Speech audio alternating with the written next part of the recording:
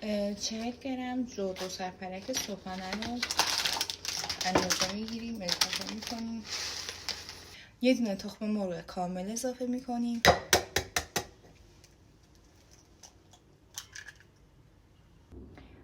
یه قاشق شیرین کننده استویا اضافه میکنیم.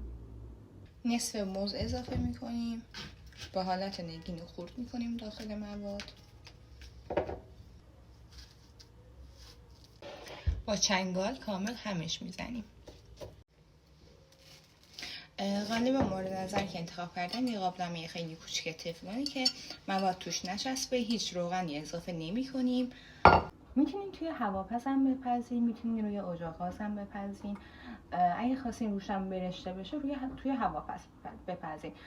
حواستون باشه قالبی که انتخاب میکنین دسته پلاستیکی نداشته باشه. دستگاه روی دمای 200 درجه سانتیگراد 15 دقیقه تنظیم میکنیم. بعد 15 دقیقه حاضر میشه. به راحتی از توی قالب در میاریم. میتونیم با موز یا پروتئین وی ترکیب کنیم. پروتئین وی رو به عنوان سس روش اضافه کنید که خوشمزه تر میشه.